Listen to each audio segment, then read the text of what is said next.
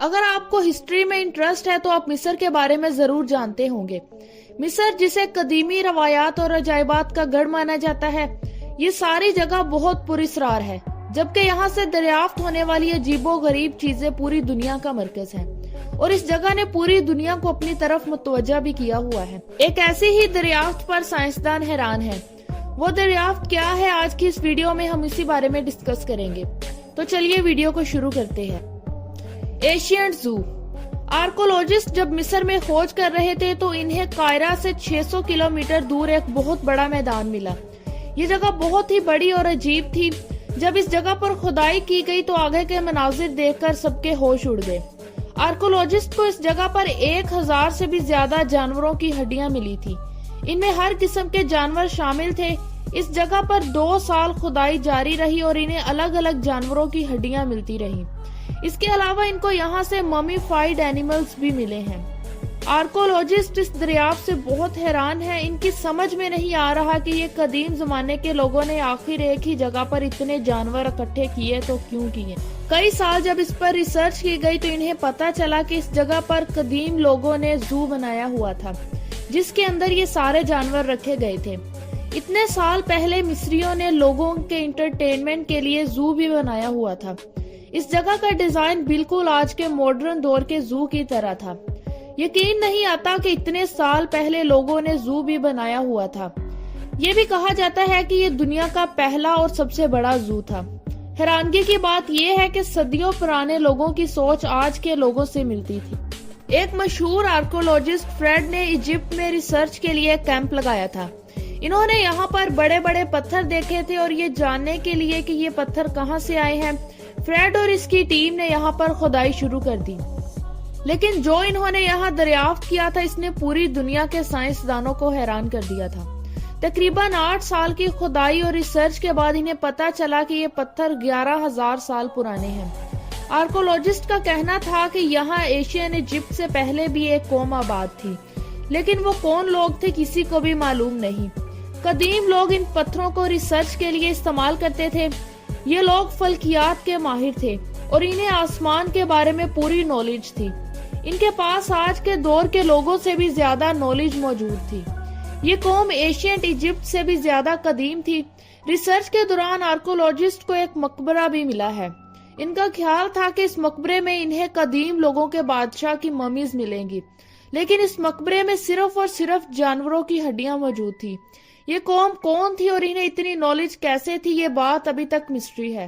سائنسدان اس بارے میں جاننے کی پوری کوشش کر رہے ہیں۔ اب بات کرتے ہیں ایک ایسی ہی حیران کرنے والی دریافت کے بارے میں، اور وہ دریافت ہے اسکریمنگ ممی۔ اگر ممیز کی بات کی جائے تو ایجپٹ میں ممیز کا ملنا ایک عام سی بات ہے، لیکن حال ہی میں ایک آرکولوجسٹ کو مصر میں سے ایک ایسی ممی ملی ہے جس کو دیکھ کر سبھی لوگ بہت پریشان ہیں۔ اس ممی کا فیس ایسے تھا جیسے یہ چیخ رہی ہو۔ یہ ایجپٹ سے ملنے والی سب سے سکیری ممیز میں سے ایک ہے۔ عام طور پر ایشینٹ ایجپٹ باڈیز کو پریزرو کرنے کے لیے کسی بھی ملائم کپڑے میں لپیٹ دیتے تھے، لیکن اس ممی کے ساتھ ایسا نہیں ہوا تھا۔ اس ممی کو بھیڑ کے خال میں رکھا گیا تھا۔ جب اس ممی پر ریسرچ کی گئی تو یہ ممی کنگ رائمس کے بیٹے کی تھی۔ حیرانگی کی بات یہ تھی کہ اس ممی کی یہ حالت کیوں اور کیسے ہوئی تھی۔ جب اس بات پر ریسرچ کی گئی تو معلوم ہوا کہ اس کی یہ حالت اسی لیے ہوئی تھی کیونکہ اس نے اپنے والد کو مارنے کی کوشش کی تھی۔ اس کی یہ کوشش بالکل ناکام ہو گئی تھی اور اس کو سزا ملنے سے پہلے ہی اس نے خودکشی کر لی تھی۔ اس کے چہرے کو دیکھ کر ایسا لگتا ہے کہ اس کی موت بہت ہی دردناک طریقے سے ہوئی ہے، اسی لیے اس کو سزا کے طور پر اسی حالت میں ہی دفن کر دیا گیا تھا۔ اس کے علاوہ چند روز پہلے جرمن آرکولوجسٹ نے مصر سے مٹی کی 18,000 تختیاں دریافت کی ہیں، جو قدیم زمانے میں بچوں کو پڑھانے کے علاوہ روزمرہ کے کاموں کی تفصیل لکھنے کے لیے بھی استعمال کی جاتی تھی۔ قدیم زمانے میں ٹوٹے برتنوں سے لکھنے کے لیے تختیاں بنائی جاتی تھی۔ وہ خرچ بھی کم ہوتے تھے اور آسانی سے دریافت بھی ہو جاتی تھی۔ ان مٹی کے ٹکڑوں کو اوسٹراکون کہا جاتا ہے۔ یہ دنیا میں اوسٹراکا کا سب سے بڑا ذخیرہ ہے۔ مٹی کی ان تختیوں پر پکی روشنائی سے لکھا ہوا ہے۔ ان تختیوں پر الگ الگ زبانیں لکھی ہوئی ہیں جن کو سمجھنے کے لیے ماہرین کوشش کر رہی ہیں۔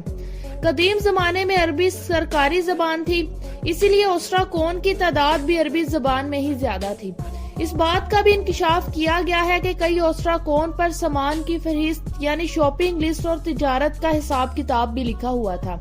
اس میں زیادہ تعداد ایسے اوسٹرا کون کی ہے جو بچوں نے اپنی پڑھائی کے دوران استعمال کیے تھے۔ ان اوسٹرا کون میں تصویریں بھی شامل تھیں۔ سینکڑوں اوسٹرا کون پر صرف ایک ہی عبارت لکھی ہوئی تھی۔ جیسا کہ آپ لوگ جانتے ہیں کہ قدیم زمانے میں اہرام مصر کو بہت زیادہ شہرت حاصل تھی اور یہ شہرت اس کی پراسرار مسٹریز کی وجہ سے تھی۔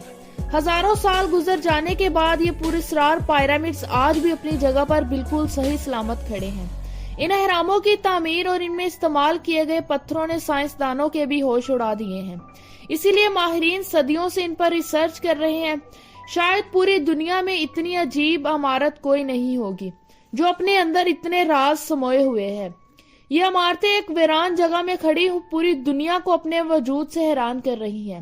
یہ اہرام زلزلے اور طوفان کے باوجود ٹس سے مس نہیں ہوئے اور پوری دنیا میں آب و تاب کے ساتھ اپنی ہی جگہ پر کھڑے ہیں۔ جو پتھر اہراموں کی تعمیر میں استعمال کیے گئے ہیں ان کا وزن 15 ٹن سے بھی زیادہ ہے۔ ان اہراموں سے آج تک بہت سے راز دنیا کے سامنے آ چکے ہیں، لیکن ابھی بھی کچھ راز اور سوال ایسے ہیں جن کا جواب تلاش کرنے کے لیے سائنسدان دن رات محنت کر رہے ہیں۔ یہ تھی ہماری آج کی ویڈیو۔ آپ کی رائے اس بارے میں کیا کہتی ہے ہمیں کومنٹ سیکشن میں لازمی بتائیں۔ اگر ویڈیو اچھی لگے تو اسے لائک کرتے ہوئے ہمارے اس چینل کو سبسکرائب بھی کر دیں۔